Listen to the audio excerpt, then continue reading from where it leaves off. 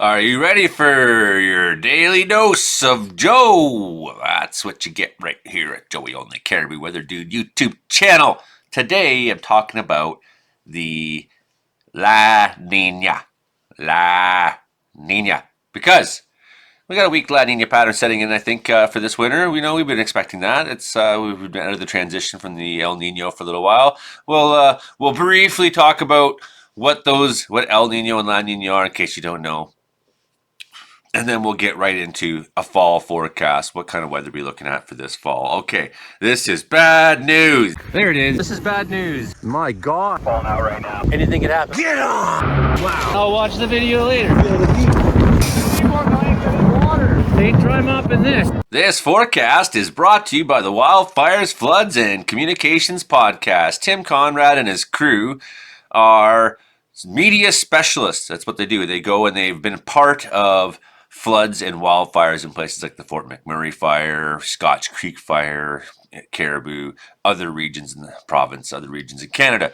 They are the ones who help get the information out to everybody what's going on. So they have a really interesting podcast that you can learn a lot from, whether you're just a civilian or you're in government itself and responding to emergencies. So do check out communicationspodcast.ca. Okay, one thing I don't want to do here is make a video about what is a La Nina, because you can find that information out pretty easily everywhere on the internet, on YouTube here. There's a lot of videos that cover this and would do a better job than I'm capable of doing. I'm a forecaster, that's what I'm going to talk about, is forecast. But just so you're all on the same page, El Nino is characterized by warmer tropical Pacific Ocean surface temperatures. That lasts usually 9 to 12 months, and it is more frequent, happens more often, right? Well, the La Nina, it's characterized by cooler than normal temperatures across the ocean, right? It lasts up to 1 to 3 years, so it may start weak, but maybe it will develop stronger. We'll find out. The durations can vary greatly, even by a matter of years. See, in the El Nino, we got the low pressure system, big L here. They pull air in. They're associated with El Nino cycles of warm Pacific Ocean surface temperatures. This system pulls the Pacific jet stream south of its neutral position, according to the NOAA, National Oceanographic Airspace Agency, which brings moisture to southern U.S. and warmer temperatures to the north. Okay, high pressure systems push air. We got a big H, the blocking H that happens in La Nina. We're talking about El Nino. We're talking about warmer weather along Western Canada. The Poplar jet happens to go right through Poplar country there. Who fucking missed that one? Okay, and then there's the variable trend here. La Nina tends to deliver from the north. So generally when we're talking about a proper Niño or Niña, we're looking at these general areas out at the equator there, right? So you got Niña 1 and 2. That's just like sort of localized. It's not till you start to see it reach out to the Niño 3, 3.4, Niño 4 areas in the ocean where you start having the impacts of a Niña or Niña. And currently we look at our sea temperatures right now. Very warm, right? So I know people hate when I say it, but I mean, there's no other explanation other than human-caused climate change for why the oceans have become so warm, reaching 30 degrees, right? I mean, this is very crazy. But nonetheless, we have this stretch along coming off the coast there of South America where you're getting, well, that's 10 degrees cooler. So that's a big change. And you can even see some of the waves that are coming off of it, right? Mixing in. Off that continent of South America, first you had all that warm water that was there for the El Nino, and it was pushed out across the Pacific Ocean into those Niña 3 and 4 zones, right? Pushed out towards Japan. Now, as it leaves, from underneath deeper, up comes the colder water to replace it at the surface, right? So these standard oscillations become the main weather delivery mechanism for the globe, more or less, right? And with every El Nino, we're seeing global temperatures get warm. There's a link between El Nino and climate change. Seems to be the warming trend goes up with the El Ninos and it goes down with the La Ninas. So what does that mean? It means for a little while we're going to be coming into a downtrend. Now, I also think that this really crappy weather that's going on outside right now, I mean, we got a little bit of snow that landed on top of my mountains here this morning. It poured rain through the Caribou all night. It's pouring rain still near Revelstoke and south thereof this morning. It's pouring rain. I think this is giving us a good taste for what fall is going to feel like, what fall is going to look like, what winter is going to be like for us here. It's going to be a bit of a nasty one. We do got that warming trend coming right now where we're going to start September, with pretty nice weather. In fact, it's going to feel like a shock to the body after this. So although we do have very, very warm water still kicking around because of the El Nino, the La Nina has begun to well up from deeper. It is beginning to cross into the regions 3 and 4. We are coming close now to having a proper La Nina. It's just a matter of time. Taken on the 16th of August, 2024, this shows the La Nina already taking shape out in the Pacific Ocean, right? We see again those wave-like shapes. And then we're looking at the deep pool of cooler water that was building in the tropical Pacific throughout the summer. That gives you a bit of an idea of, it's down there at depth, right?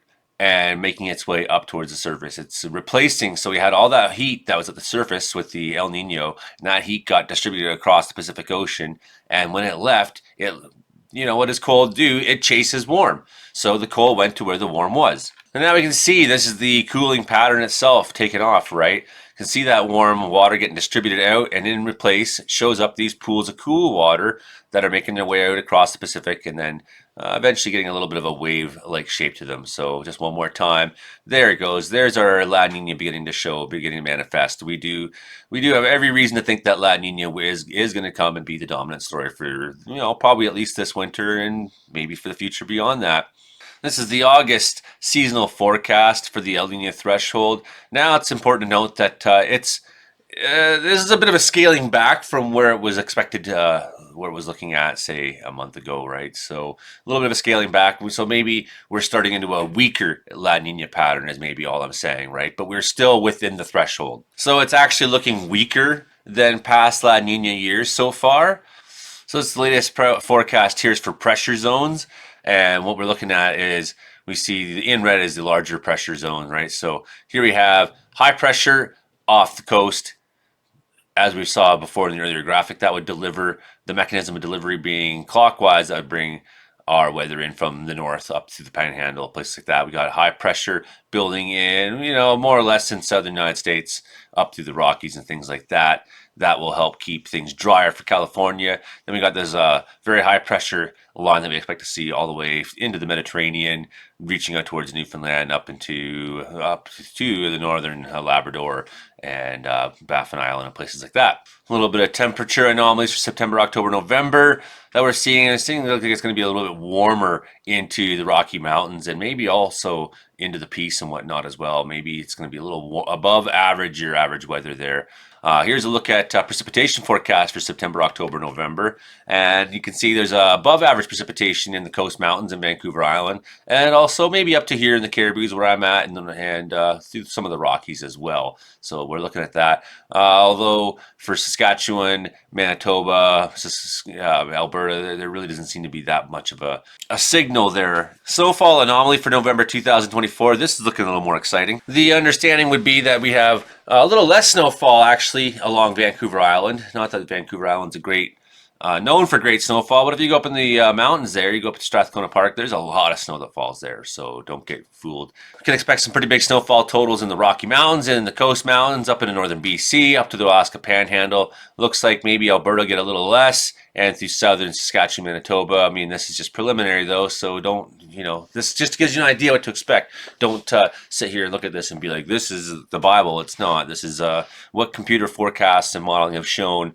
to be a reasonable solution to the problem of what will the snow look like this fall. It looks like northern Manitoba, Saskatchewan looking pretty good, but a big time drop in our expectations, especially for Newfoundland and Quebec. Those looking like areas that may see very low snow totals this fall. And that corresponds to where we expect to see temperatures be a little warmer through eastern Canada through September, October, November. Well, maybe parts of BC would get a little bit lucky, but it looks like most of us are going to fall outside that. If you're Vancouver Island, Vancouver, and up once you go further north in BC, you're going to fall outside any chance. But I would say this is not remarkable for BC. Looks like more so remarkable for Saskatchewan and Manitoba, maybe. Forecast for rainfall, precipitation, rainfall, snowfall for September, October, November. It's got some big numbers down there in the Caribbean. Looks like most of the United States is looking like below average. And looks like BC, Vancouver Island, we're going to see maybe those Rocky Mountains. That's a repeat of what we saw already in an earlier graphic. Looks like we're going to be the beneficiaries of some rain. We need the rain. We need a big time snowfall year. We need a big time snowfall year. So I think everybody knows that. I think everyone knows that they require the fields to have more moisture down in the ground. At depth, there is dryness that is not being fixed by small rainfall patterns like we're in right now. We need a substantial return to wet conditions, to big snow, for the health and safety of the environment of our province. Now, unfortunately, these ones don't really help us because they're American only, but you can see again that above average temperature expected down through, and that's where it's been above average already, so that makes some sense. And looks like BC falling outside that, but you look, where is this going to come up through? It's going to come up through the southern Saskatchewan Manitoba, like we just seen in the graphic below, right? So, and you can see how the above that's going to reach into Ontario. So again, expectations for warmer conditions along especially the eastern half of the country. During typical La Nina winters, this is where we'd expect the jet stream to more or less, cut right through British Columbia, right? So that's why the north half could end up being much colder and drier, while the southern half becomes very, very wet. So that's what we're looking for this winter, is to see how wet does the south coast get, how wet does, do we have that return to the rainforest conditions in the rainforest, right? That's why in the last 40 years, more or less, we've seen this trend for where the high pressure is, where the low pressure is, and where that jet stream cuts across. So that gives us sort of like, that's what over 40 years the average has worked out to. This is the position of the jet stream. And when we look at the last 40 years for temperature anomaly, this is what we typically would see in a La Nina, looking much like what although so far projections are for it to be a little bit warmer down in this area, but basically from that southern Alberta into BC up, we're looking at seeing colder than average temperatures. Looking at, on average, you expect to see warmer temperatures in the United States, in those areas sort of west of Texas, right into the Rockies. You would expect to see Newfoundland be warmer. You'd expect to see Ontario and Quebec be a little warmer in the Maritimes as well.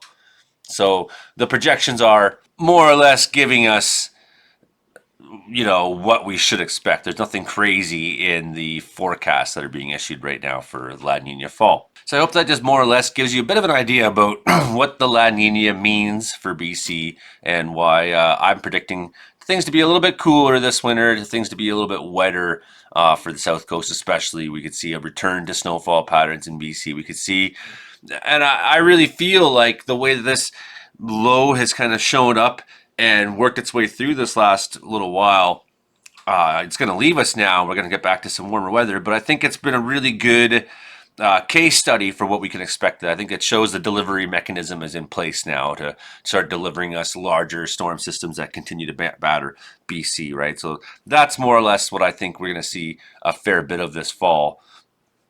And hey, the last time we had a good La Nina, I think the last La Nina was stronger than this one's expected to be.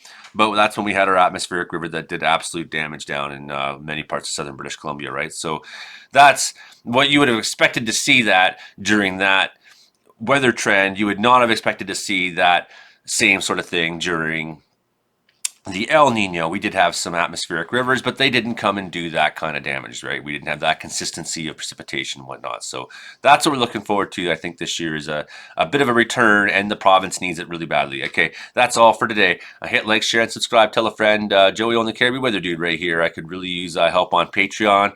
If you become a channel member, help support financially what I'm trying to do here. Thanks to everybody who has ever done that. There's lots of ways you can support me. So if just liking and sharing and telling a friend, that's a huge thing you can do for absolute free, right? I think that's all I got for today. Yeah, that's it. Okay, bye for now, everybody.